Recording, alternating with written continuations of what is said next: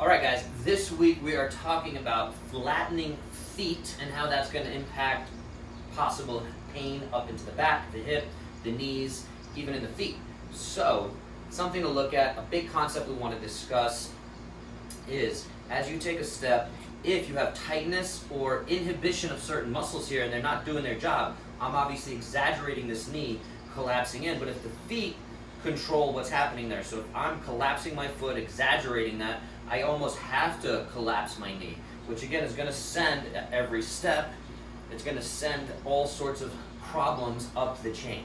And then depending on where you have tightness and where you have restriction, that's where you're going to probably start to feel pain. I always say 99% of back pain and 99% of knee pain is not because of the knee or the back. It's because of the ankle or the hip. Hopefully that makes sense, or the foot, by the way.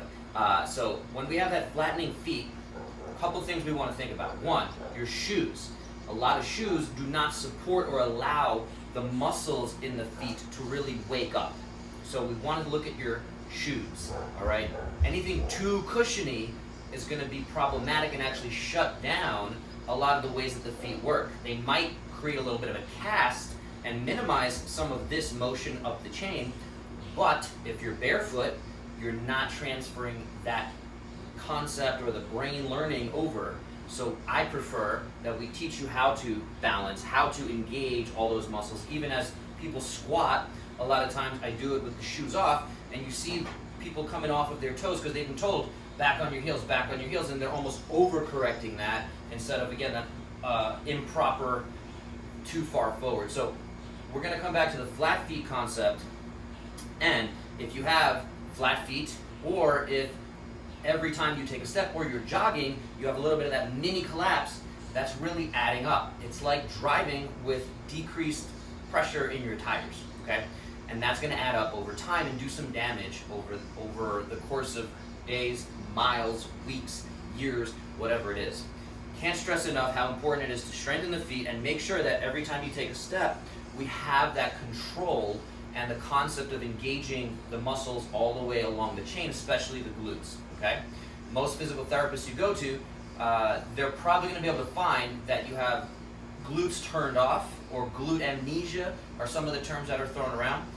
And that's not always just, oh, we need to do more glute exercises and get more glutes firing. Sometimes it is, sometimes that's part of it, but we have to put the whole picture together. Again, if you're not engaging the right way through the foot, that's problematic. So if there are restrictions along the way, we do tend to have tight calves, things like that, we are going to see, again, some of these problems add up.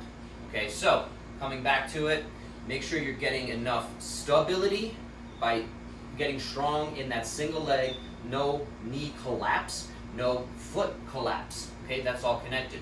And then if we have that good stability, strength, we also want to make sure there's good mobility at the ankle. Again, some people can't go this far with their knee over their toes, okay? And that's something that we need to have. So whether it's an ankle restriction, whether there's tight muscles restricting that, right? Whatever it is, we have to find what's going on for you so that your feet do not collapse.